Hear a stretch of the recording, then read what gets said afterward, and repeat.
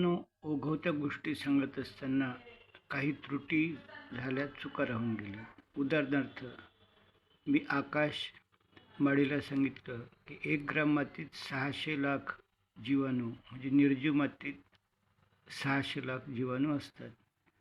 मात्र 5-7 वर्षांनी ती सजीव केल्यावर मी म्हटलं की 300 कोटी जीवाणू असतात 1 ग्राम सजीव मातीत.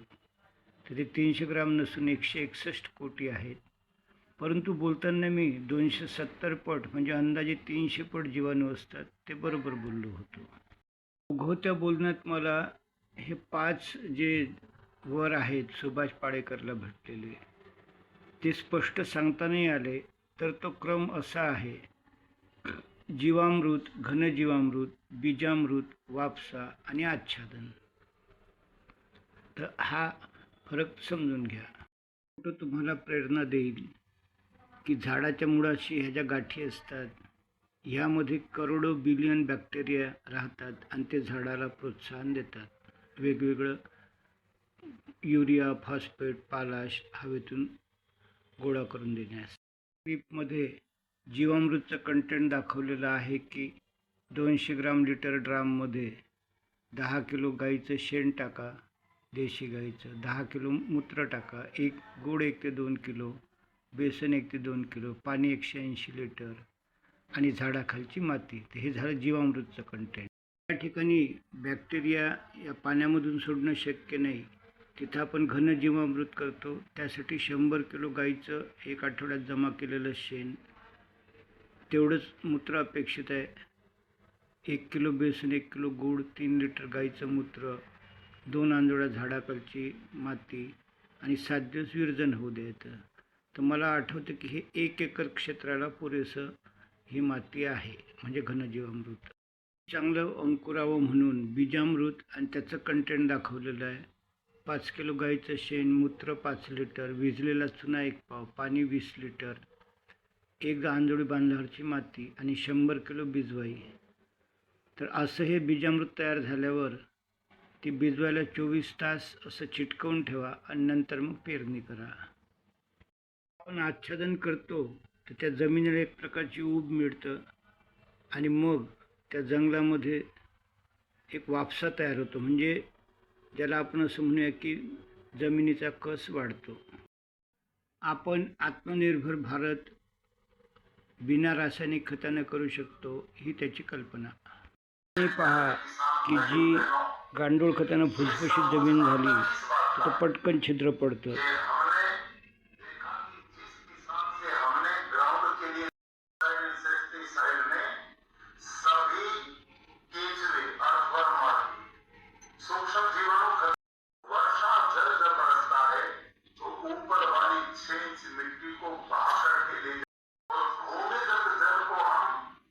हा बघा, या ठिकाणी प्राकृतिक कृषीत पाणी गेलं आणि बंजर जमिनीत पाणी साचलेलं आहे.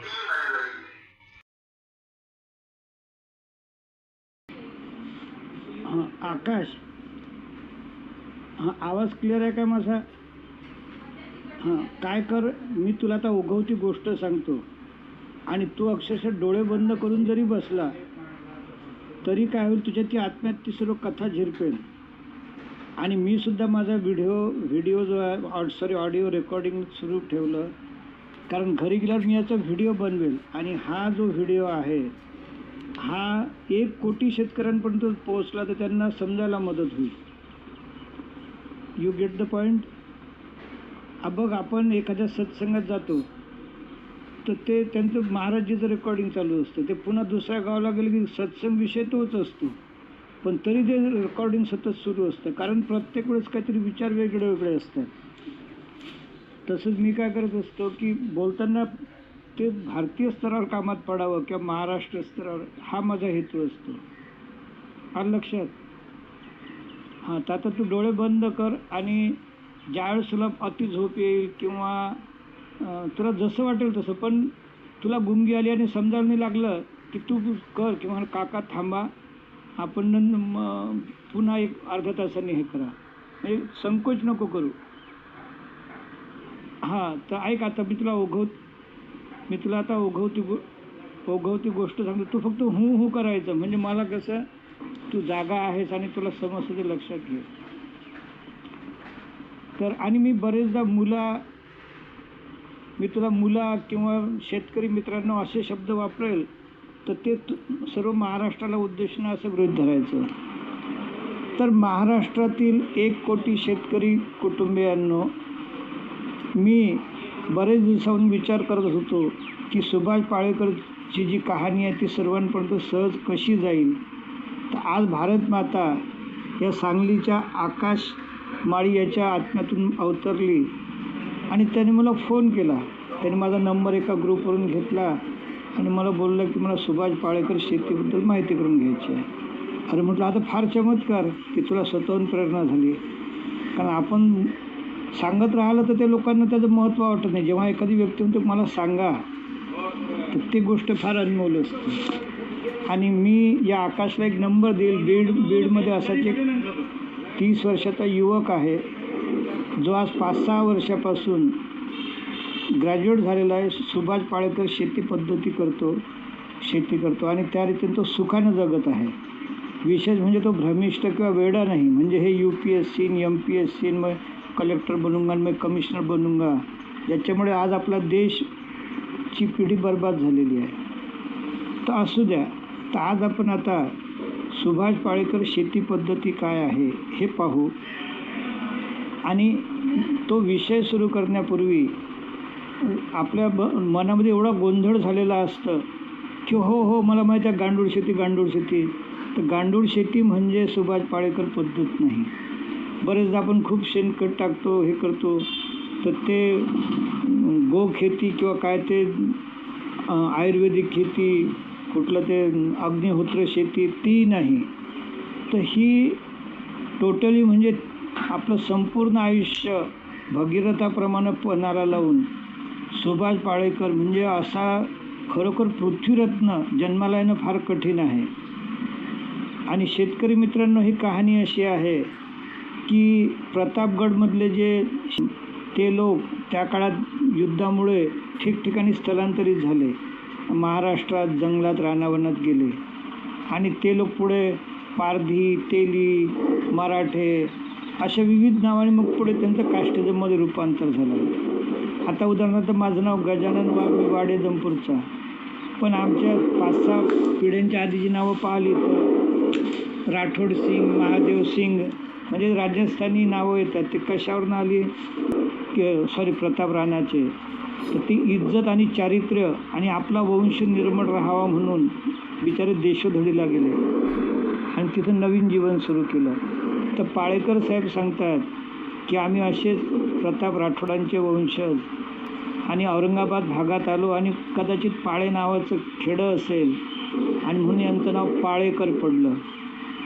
आणि मराठवाड्यात आजही दुष्काळासाठी प्रसिद्ध आहे.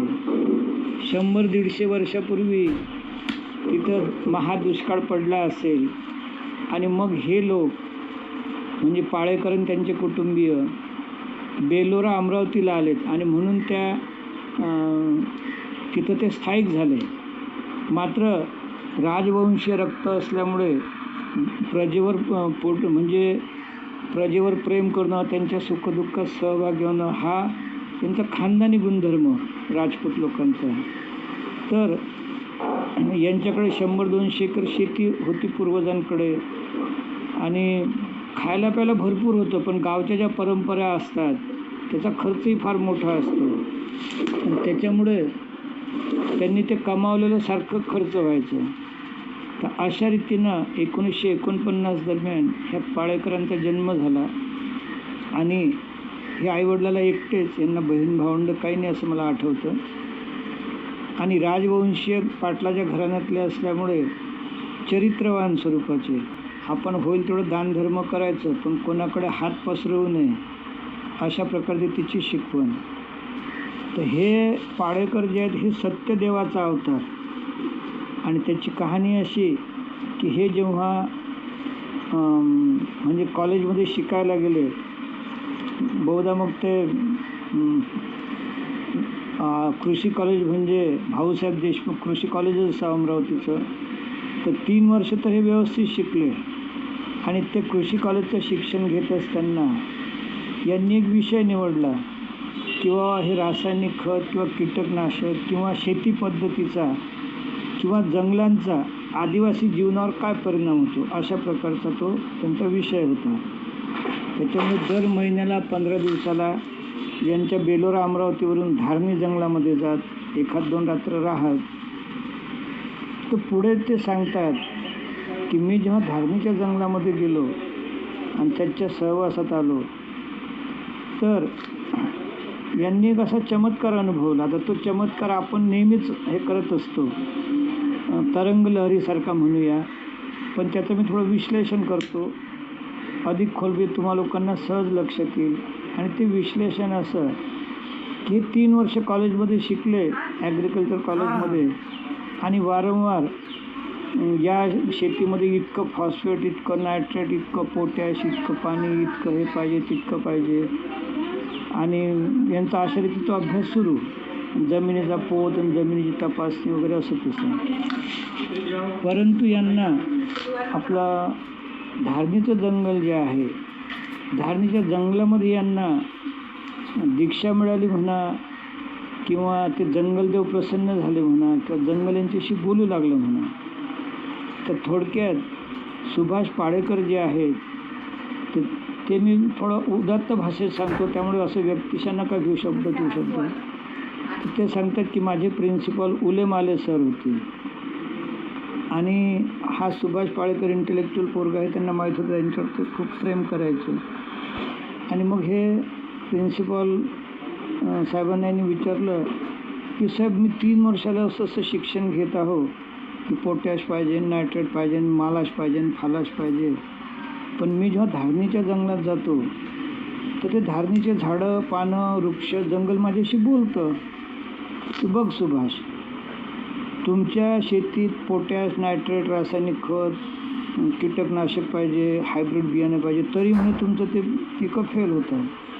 आता हे माझं जंगल बघ, तिथं कुठलं नागरणी नाही, वखरणी नाही, काही नाही, आणि तरीही तो एखादं पान मला इथं शोधून दाखव की जे रोगिष्ट आहे, कमजोर आहे.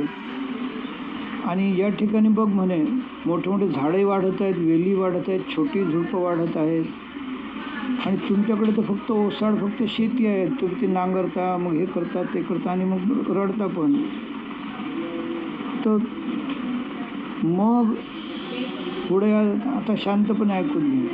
मग पुढे ती झाडं सांगायला लागली की बघ सुभाष, तुम्ही लोक काय करता की नागरणी वखरणी करता, त्या शेतीत युरिया आणि कीटकनाशक टाकता आणि जमीन निर्जीव करता.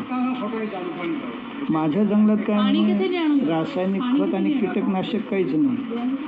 आणि म्हणून काय होतं की माझ्या झाडाची जी मुळं आहेत त्या मुळांमध्ये करोडो करोडो ट्रिलियन म्हणजे झाडाला पोसणारे बॅक्टेरिया असतात.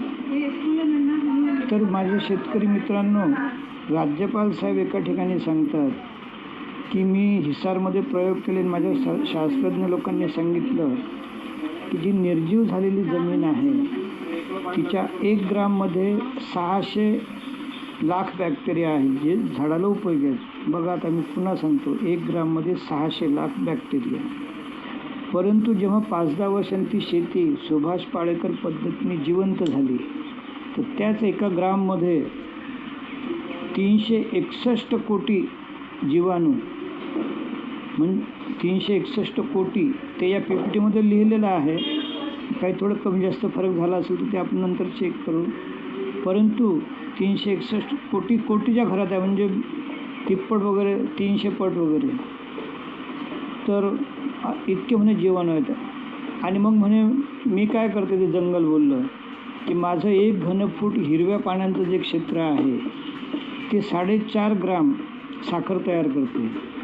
आणि मग हे पानं काय करतात, 4.5 ग्राम साखर तयार केली की अर्धा ग्रामचा जो हप्ता आहे तो खाली मुळांकडे पाठवतात की जा रे बाबा, ही साखर मी आता पाठवली, ही आपल्या मुळाच्या भोवती जे आपले मित्र आहेत, जीवाणू मला सपोर्ट करणारे, त्यांनाच दे हे.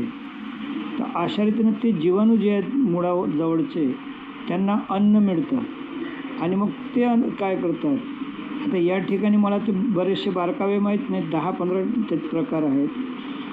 तर ते जीवाणू थोडक्यात वातावरणातलं पाणी, वातावरणातला पोटॅश, वातावरणातलं नायट्रेट हे सर्व शोषून त्या झाडांना देतात. आणि सुभाष पाळेकर एका ठिकाणी म्हणतात की वातावरणातलं पाणी हे बॅक्टेरिया देतं. याचा पुरावा काय? तर बरेचदा एखाद्या किल्ल्यावर किंवा एखाद्या दगडामध्ये आपल्याला अद्धर असं ते पिंपळाचं झाड लटकलेलं दिसतं. असं वाटतं की अरे हा एवढा दगडाचा आहे ना, आतमध्ये दगड आहे सिमेंटचा, हे चांगलं 20 फुटाचं वर 10 फुटाच्या त्या मुळ्या खाली उतरलेल्या आहेत, त्याला पाणी कोण देतं? तर अशा रीतीनं ते क्रॉस चेक होतं. तर इथपर्यंत हे मुद्दे लक्षात आले का? आकाश, तुझे हे मुद्दे लक्षात आले का? हां, हळूहळू पुन्हा येतील. म्हणूनच मी अतिशय शांतपणे अवघड त्या गोष्टी ह्या सांगत आहो की पुढे सर्व कहाणी याच्या भोवतीच फिरणार.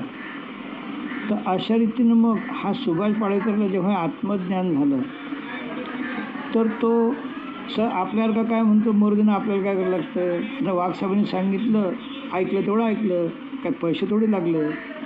तर सुभाष पाळेकर बोलले, अहो प्रिन्सिपल साहेब, तुम्ही जर असं चुकीचं मग हे जेव्हा यांनी प्रिन्सिपलला विचारलं तर प्रिन्सिपल म्हणे, गड्या हे बघ सुभाष, मी पोट भरणारा नोकरदार माणूस, मला पूर्वजांनी शिकवलं ते मी पुढच्यांना शिकवतो, ते खरं खोटं मला माहीत नाही, आणि माझं म्हणे पगार घेणं शिकवणं एवढंच काम आहे.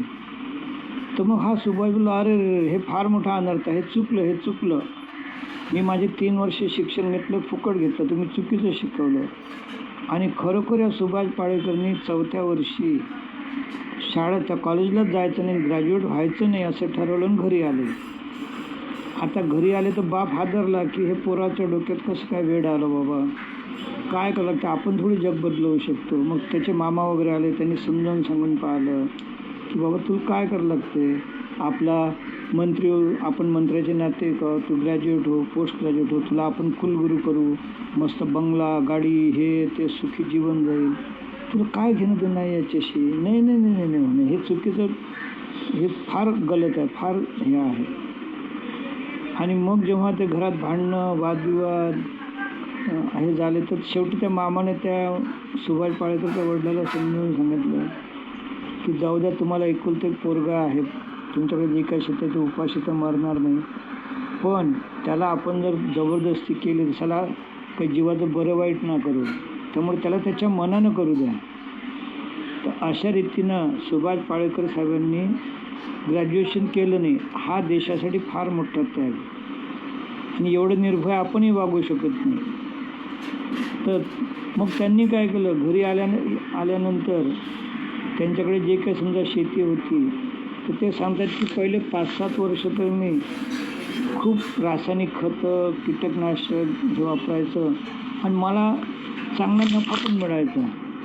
पण 5-6 वर्ष गेल्यावर लक्षात आलं की आता मी खताचं प्रमाण 6 पट केलं, पण पिकाचं प्रमाण अपेक्षेपेक्षा 75% झालं. आणि पुढे तर मग खर्च आणि हे बरोबरी झाली. म्हणजे लोकांना दिसे की बाबा यांना 100-200 पोते हायब्रिड झालं, पण खर्चच 150 पोत्याचा होता. आणि मग म्हणे माझ्यावर हळूहळू सावकाराचं कर्ज झालं 4-5 लाख रुपये. आणि मुळातच हे जीवशास्त्राचे वगैरे त्या शेतीशास्त्राचे विद्यार्थी होते. आणि मग यांनी जीवनाचा एक त्यांचा प्रवास सुरू केला. आणि तो प्रवास म्हणजे असा की त्यांनी 5 गुंठे म्हणून 10 गुंठे जे काय असेल जवळपास 300 प्रयोग केले असतील. म्हणजे त्यांनी असं केलं की 1-1 गुंठ्याचे एक 6 प्लॉट केले, त्याच्या समजा ज्वारीच पेरली तर एका प्लॉटमध्ये काहीच नाही, एका प्लॉटमध्ये 1 गुंठ्यात समजा काहीतरी 5 किलो युरिया टाकला असेल, दुसऱ्याच्यात 10, तिसऱ्याच्यात 30 पण 40. मग त्याची निरीक्षणं लिहून काढले. असंच त्यांनी काय केलं की समजा काही कापूस म्हणजे काय म्हणायचे 10 प्लॉट केले असतील. पहिल्या प्लॉटमध्ये काहीच नाही, दुसऱ्या प्लॉटमध्ये 1 बंडी शेणखत, तिसऱ्या प्लॉटमध्ये 2 बंडी शेणखत, चौथ्या प्लॉटमध्ये 5 बंडी, 6व्या प्लॉटमध्ये 10 बंडी शेणखत, असं टाकून पाहिलं. त्याच्यावर त्यांनी निरीक्षणं लिहून काढली. आणि मग ही घनघोर तपश्चर्या करत असताना म्हणजे 1971 त्यांचा प्रवास सुरू होता. तर 1994ला त्यांना देव प्रसन्न झाला आणि त्यांनी एवढं महान बलिदान केलं की सुखाचं जीवन तर त्यांनी त्याग केलाच, पण लग्न झाल्यावर, पोरंबाळं झाल्यावर गावातले लोक साहजिक त्यांना वेडा मूर्ख वगैरे समजायला लागले, यांना टोमणे मारायला लागले, त्रास द्यायला लागले. आणि हे जेव्हा मग गरिबीच्या चक्करमध्ये आले, कारण पैसा संपला, हे झालं, तर यांचे सासरे मदतीला धावून यायचा प्रयत्न केला. त्यांनी त्यांची मिसेस जी आहे तर तिला म्हटलं की मुली, आम्हाला तुझा नवरा काय काय अभ्यास करतो त्याच्याशी काही फार घेणं देणं नाही, पण तुमच्यावर जे 10-12 लाख रुपये कर्ज झालं ते मी तुझा वडील या नात्यानं फेडून देतो, ते मला परत करायची पण गरज नाही. पण तो स्वाभिमानी माणूस आहे म्हणून ते जवळशी बोलायची हिंमत नाही. तर अशा रीतीनं मग त्यांनी तो मुलीजवळ विचार सांगितला. तर हे म्हणून नाही नाही नाही नाही आपण आपल्या रीतीनं जगायला पाहिजे. आणि बायको बोलली ठीक आहे. तर त्या माऊलीनं बिचारीनं यांनी पुढे यांचं 10 एकर शेत विकलं जवळपास त्या कर्जापायी याच्यापायी. तर अशा रीतीनं ते सांगतात की आज त्या शेतीची किंमत 10 करोड रुपये असेल, त्यावेळेस काही लाखाला त्यांना ते विकावी लागली. तर त्यांचा असा हा प्रवास सुरू होता आणि जिद्द होती की, आणि तत्त्व एवढंच होतं की 3 लाख वर्षापूर्वी रासायनिक खतं नव्हते, इंधन नव्हतं, कीटकनाशक नव्हतं, मग आता कशी काय गरज निर्माण आहे. आणि त्यांना एक तत्त्व पक्कं माहीत होतं की शेतीत पिकं करायला रासायनिक खतं किंवा कीटकनाशक किंवा हायब्रिड बियाण्याची गरज नाही. तर अशा रीतीनं त्यांचा हा प्रवास सुरू होता. नंतर मध्यंतरी काय झालं की त्यांचे हे विचार जे आहेत ते काही शेतकऱ्यांपर्यंत पोहोचले आणि त्यावेळेस एक भारत सरकारचं योजना नावाचं मासिक निघायचं.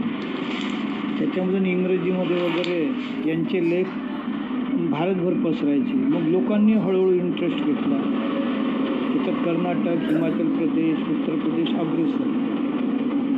तर यांना पुण्याचं एक, मी त्या व्यक्तीला भेटून आलो, आता ते खूप म्हातारे झाले, 90 वर्षाचे. पुण्यावरून एक मराठी पुस्तक की काय हिंदी की इंग्रजी पुस्तक बळीराजा नावाचं प्रकाशित व्हायचं. तर बळीराजामध्ये यांचे लेख यायचे, लिहायचे, पाठवायचे. तर मग बळीराजाचे संपादक आणि जी मंडळी आहेत 10-12 लोक, तर त्या बळीराजाचे आता म्हातारे 90 वर्षाचे गृहस्थ, ते 85 वर्षाची बाई, त्यांना मी भेटून आलो, त्यांचे आशीर्वाद घेऊन आलो पुण्यावरनं. तर ते हे सांगतात सुभाष पाडेकर की 7-8-10 लोक आमच्या घरी आले, कारण माझं नाव सर्व देशभर झालं होतं माझ्या प्रयोगाने, संशोधनावर. त्यांनी आमच्या प्रयोगाने हे पाहिलं, खूप खुश झालं.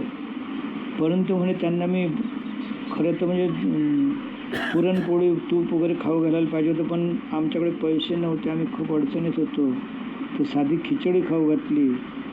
आणि मी म्हणे त्यांना असं म्हटलं की बा मला वाईट वाटते की मी तुमची पाहुणेगिरी करू शकत नाही. तर ते बळीराजाचे मालक बोलले नको नको सुभाष, आम्ही खाण्यासाठी नाही आलो, तुझ्या भेटीला आलो, तू फार महान कार्य करत आहेस. आणि मग त्यांनी त्यावेळेस त्यांना निमंत्रण दिलं की सुभाष तू आमच्या पुण्याला ये आणि आमच्या बळीराजाचा मॅनेजर हो. म्हणून आता तर म्हणजे नक्की सांगत नाही, 2-3 महिन्यांनी सांगेन. तर अशा रीतीनं ते सत्यमार्गाला आयुष्यभर धरून जगले किंवा जगत आहेत अजूनही. आणि मग पुढे 5-6 महिन्यांनी असे योग आले की हे पुण्याला गेले, बळीराजाचे संपादक झाले. आणि यांचं 10 लाख तर कर्ज फेडलं होतं, काही 2-4 लाख बाकी असेल. यांना काही जो पगार होता तर त्या पगार यांचं पुण्यामधले भागायचं, अमरावतीत हे पोरं कॉलेजला वगैरे शिकत, आणि गावातल्या लोकांपैकी बेलोरा सोडून यांनी नवाथे प्लॉट अमरावतीमध्ये फ्लॅट किंवा घर घेतलं असेल तिथले भागायचं, जे काय थोडंफार कर्ज आहे ते फिटायचं. तर अशी त्यांनी जवळपास 3-4 वर्ष नोकरी केली. परंतु आकाश, माझ्या लिखाणात नेहमी भारतमाता निष्ठावान हा शब्द येतो. तर हा भारतमाता निष्ठावान मी यांच्यापासून आणि त्या तप सेवा समितीच्या लोकांपासून शिकलो. तर हे पत्नीला म्हणतात की अगं, ह्या नोकरीमुळे आपला तर संसार व्यवस्थित सुरू आहे, पण माझं जे भारत परिवर्तनचं स्वप्न आहे ते मात्र आता बंद पडल्यात जमा आहे. मी ही नोकरी सोडतो. मग ती बोललो ठीक आहे, तुम्हाला जसं वाटतं तसं योग्य हे करा. यांनी ते सुखाची नोकरी सोडली आणि पुन्हा घोरपडीचे दिवस यांचे सुरू झाले. यांची पत्नी जी आहे तर तिनं यांच्या संशोधनासाठी तिच्याजवळ असले नसले ते 20 तोळे दागिने ते विकून यांच्या संशोधन कार्यात मदत केली. तर असा हा प्रवास आकाश सुरू असताना मग त्यांनी मात्र आज ते इतके फटकळ आहेत की ते अमेरिका, पश्चिम जग आणि पूर्व जग याला असं चिरून फाडून लोकांना समजावून सांगतात की जे आयुष्यावर आपल्याला समजत नाही ते अत्यंत सोप्या भाषेत. तर ते टेक्निक काय त्यांचं ते मी नंतर सांगेन पुढच्या ह्याच्यात, की एवढा फटकळ माणूस जगात कुठेच नाही. आज आपण फक्त अभ्यासात्मक बोलूया. तर ते म्हणतात की माझी घनघोर तपश्चर्या 71 पासून सुरू होती, तर शेवटी 94-95 साली जसं आपल्याकडे 5 वर 5 हे प्रसिद्ध असतं किंवा आपण विपश्यना जर गेलो किंवा आपल्या धर्मामध्ये 5 जे तत्व आहेत ते फार 5 शब्दाला फार मान. म्हणजे चोरी करू नका, हत्या करू नका, परस्त्रीसोबत नाद करू नका, दारू पिऊ नका, खून करू नका, म्हणजे पंचतत्व. हेच म्हणजे हिंदूंमध्ये असतात, मुसलमानमध्ये, सर्वांमध्ये किंवा बौद्धांमध्ये पंचशीला प्रसिद्ध शब्द आहे. तर पंचशील या शब्दाचंच फक्त महत्त्व आहे की यांना देवानं मग 5 वर दिले आणि ते 5 वर म्हणजे सुभाष पाळेकर एका क्लिपमध्ये म्हणतातही की शेवटी देवाला असं वाटतं बाबा याची आपण खूप परीक्षा घेतली, आता परीक्षा घेणं की जास्त आपल्याला शोभत नाही आणि मला देवानं 5 वर दिले. आणि त्या 5 वरांची नावं काय आहेत? पहिलं आहे बीजामृत, दुसरं आहे घनबीजामृत, तिसरं आहे आच्छादन, चौथा आहे वापसा आणि असे ते 5 नावं आहेत. तर ते सांगतात की मला जेव्हा पंचतत्व हे केले आणि मग मी प्रयोग सुरू केले, तर आज भारतभर जवळपास कोणी म्हणतो 90 लाख, कोणी म्हणतो 9 लाख, कोणी म्हणतं काय, यांचं असं शेतकरी संघटन निर्माण झालेलं आहे. आणि त्याच्यामधलंच एक शेतकरी संघटन आता मुझफ्फरपूरला 22 फेब्रुवारी ते 25 फेब्रुवारी शिबिर घेणार आहे. मी यांचे शिबिर माड्याला अटेंड केलं, बऱ्याचशा क्लिप वाचल्या यूट्यूबवर, पण मी मुझफ्फरपूरला जाणार. कारण काय होतं की अशा युगपुरुषांच्या मुळे आपल्याला शक्ती मिळतं, मनोबल मिळतं आणि आपल्या जीवनाला अर्थ लागतो. तर आता आकाश आपण पाहू किंवा महाराष्ट्रातील 1 कोटी जनता जनार्दन हो. योगायोगानं हा विषय सुरू करण्यापूर्वी मी हलोलला गेलो होतो, गुजरात विद्यापीठात. तर तिथे मध्य प्रदेशचा एक शेतकरी सांगू लागला की मेरे को तो गन्ने का उत्पादन होता ही नहीं, वो कपास का उत्पन्न होता ही नहीं. मग त्याला लोकांनी सांगितलं तू बीजामृत वापरतो काय? हां, मैं तो 200 बैलगाड़ी गोबर का खाद खेत में डाला फिर भी कुछ फायदा नहीं हुआ. आता इथं टेक्निकल म्हणजे खोच आहे की आपले हे सुभाष पाळेकर जीव तोडून सांगतात की शेतीला खताची आवश्यकता नाही, परंतु ज्या देशी गायी असतात, फक्त देशी गायी, बैल पण नाही किंवा म्हैस पण नाही, रेडे पण नाही किंवा ती कुठली अमेरिकन वगैरे गाय असते ती पण नाही, तर देशी गाईच्या पोटामध्ये या शेतीला उपयोगी असे करोडो जीवाणू असतात. आणि ते जीवाणू जेव्हा ती कडबा खाते किंवा चारा खाते आणि शेण पडते, त्या शेणामध्ये ते राहतात. तर हे बीजामृत म्हणजे असं की 200 लिटर पाणी घ्या, 200 लिटर पाणी घेऊन त्याच्यामध्ये हे 10 किलो ताजं किंवा 8 दिवसातलं असं शेण टाका आणि ते सगळं चांगलं मिक्स करा. त्याच्यामध्ये करोडो जे जीवाणू असतात. जसं आता मी तुला सांगितलं की 1 ग्रॅममध्ये 361 कोटी जीवाणू, तर ते जीवाणू या शेणामध्ये त्या पाण्यात मिक्स होतात. मग त्या 200 लिटरमध्ये 4 किलो बेसन टाका किंवा चक्कीतलं खाली झाडलेलं पीठ आहे ते टाका, 2 किलो गूळ टाका. आणि आता आपण शेती निर्जीव केली, परंतु समजा तुमच्या 2 शेतामध्ये जो बांध असतो तो योगायोगानं समजा 3 लाख वर्षापूर्वी जो होता आजही तसाच आहे. किंवा भले तुझ्या आजोबा पंजोबांनी 500 वर्षापूर्वी बांध टाकला असेल, पण त्यावेळेस रासायनिक खत नव्हतं, म्हणजे त्याला 3 लाख वर्षापूर्वीचा इतिहास आहे. तर त्या बांधावरची जे 2 आंधोळ्या माती आहेत ती माती त्याच्यामध्ये मिक्स करा, म्हणजे त्याच्यात जे जीवाणू असतात ते लाखो करोडो पटीनं एका 9 दिवसामध्ये ते विरजन झाल्यावर ते तयार होतात. तर अशा रीतीनं हे जे 200 लिटरचं पाणी म्हण की या शेणाचं ते मिक्स म्हण, ज्याला जीवामृत म्हणतो, ते एक तर चाळणीनं गाळून स्प्रे करून शेतात फवारा, मग त्याला ओलसरपणा लागेल, कडक मे महिन्यात फवारला तर जंतू मरून जातील. किंवा आपण जेव्हा ते शेतीला पाणी देतो तर त्या एकरभर मध्ये ते पाणी व्यवस्थित पोचतील अशा रीतीने ते प्रोसेस करा. तर हे जे बीजामृत आहे, एका महिन्याला 1 डोस, असं 6 महिन्यापर्यंत तो पीक येऊन तो डोस द्यावा लागतो, म्हणजे जमिनीमध्ये फुल प्रमाणात ते जीवाणू तयार होतात आणि मग पुढे त्याच्यात गांडूळ वाढतात, हे वाढतात, ते जमीन भुसभुशीत होतं, पुढे त्याला नांगरणी करायची गरज नसतं. तर अशा रीतीनं नरेंद्र मोदी म्हणतात की समजा आकाशकडे 5 एकर जमीन आहे, तर आकाशने भले सुरुवातीला 10 गुंठे 20 गुंठेच जमीन घ्यावी आणि तिच्यावर हे काम सुरू करावं, आणि जशी जशी हळूहळू हे जमीन पुनर्जीवित होईल तसे तशी मग ती शिफ्ट करावी. तर असा हा जीवामृतचं महात्म्य आहे. आता दुसरा भाग आहे घनजीवामृत. तर त्यांनी ते सांगितलं की काय 200 किलो शेणखत घ्या, त्याच्यामध्ये पुन्हा हे असंच टाका, गूळ हे ते सर्व, मात्र ते त्याचं नावच आहे घन.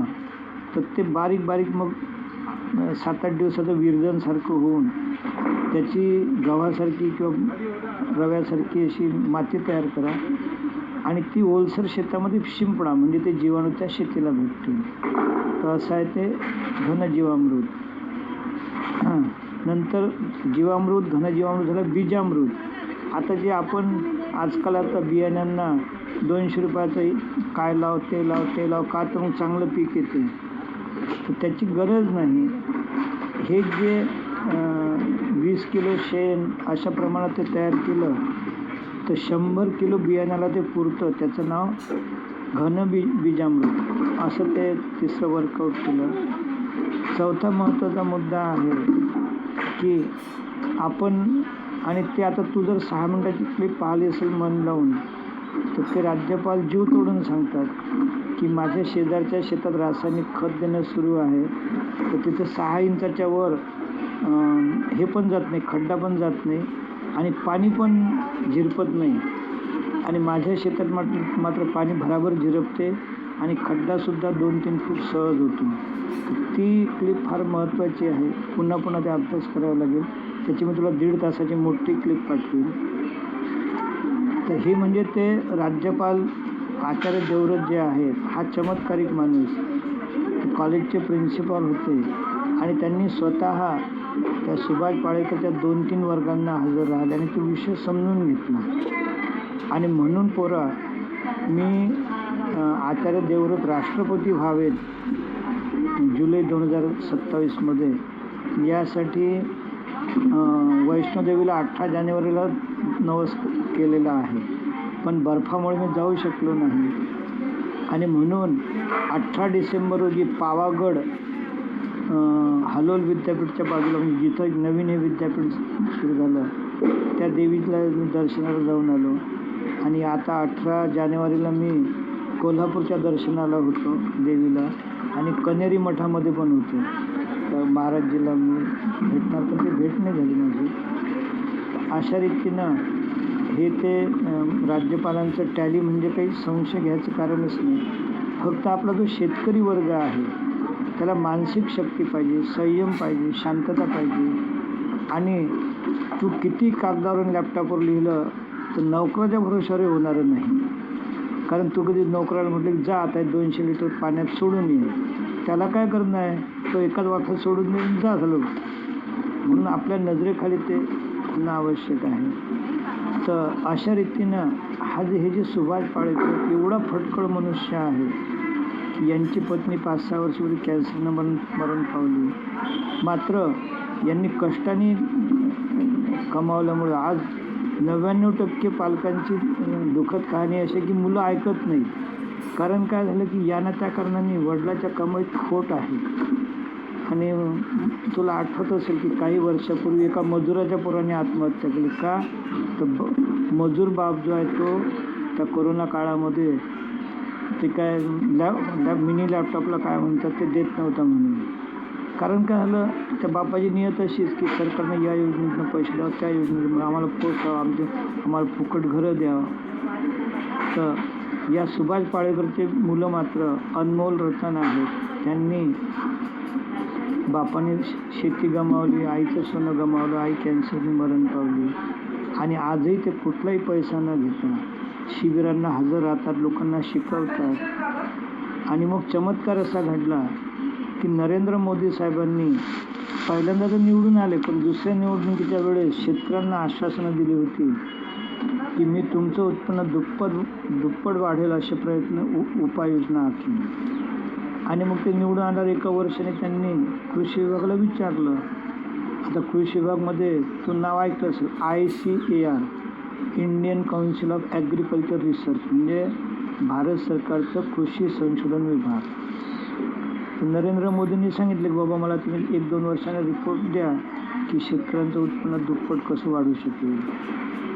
तर जेव्हा 2 वर्ष झाले तर त्या नंदीबैलांनी हात वर केले की नाही आमच्याकडे काहीच त्याचं डेटा नाही आणि आम्ही तुम्हाला नाही त्याचं सांगू शकेल.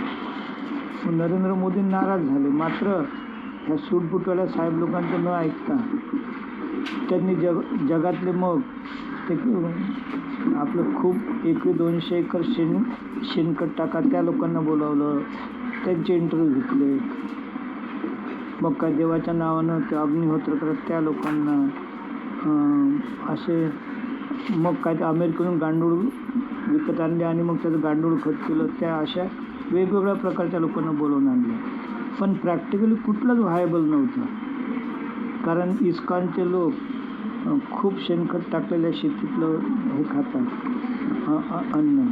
पण एकरी 100 किंवा 200 बैलगाड्या शेणखत देणं शक्यच नाही. काही एकरला पूर्ण भारताच्या शेतीला थोडी ते पूर्ण आहे.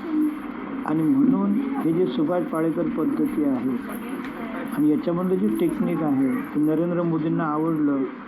आणि त्यांची 1 मिनिटाची क्लिप आणि अनेक क्लिपा आहेत ज्याच्यात ते म्हणतात की मैं सुभाष पाळेकर कृषी पद्धति को स्वीकार करता हूँ और पूरे भारत भर में इसको लागू करता हूँ और आत्मनिर्भर भारत के लिए सुभाष पाळेकर कृषी पद्धती से अपनी खेती करें.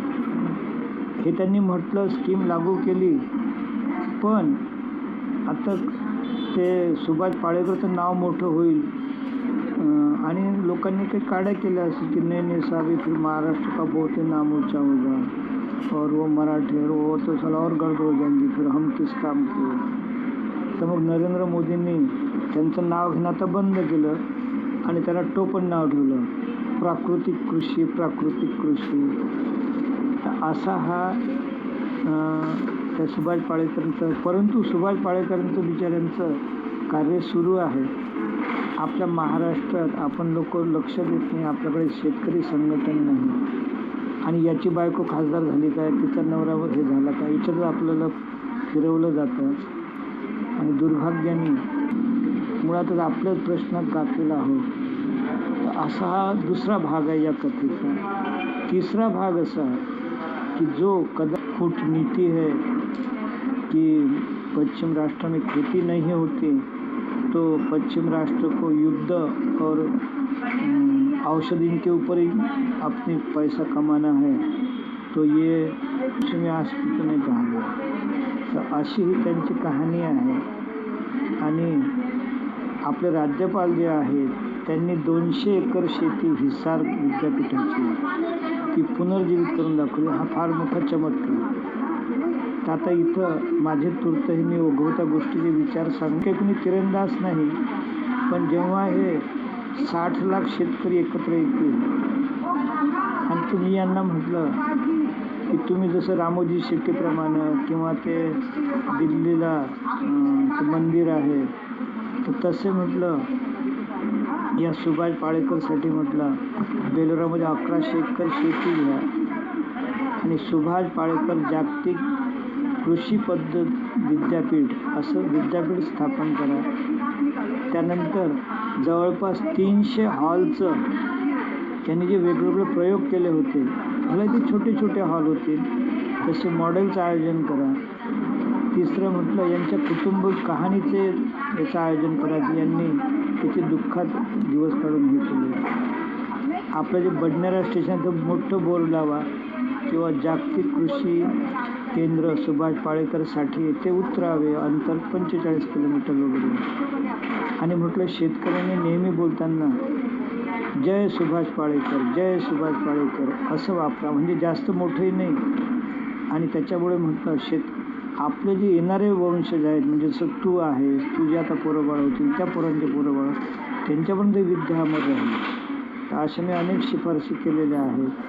परंतु माझ्या काही शिफारशी राष्ट्रपती मॅडमपर्यंत मी पाठवल्या आणि तिकडे सरकारने यांचं नावच कट केलं. तर आता मी हे ओघवत्याच्या गोष्टी आहेत त्या इथं थांबतो आणि तुझ्याकडनं 1 मिनिटाचा फीडबॅक अपेक्षित करतो आणि तुला काय काय याच्यात लक्षात आलं. मग आपण उद्या परवा क्लिप बाय क्लिप चर्चा करू. हां, का आता तुला काय काय समजलं सांग बरं.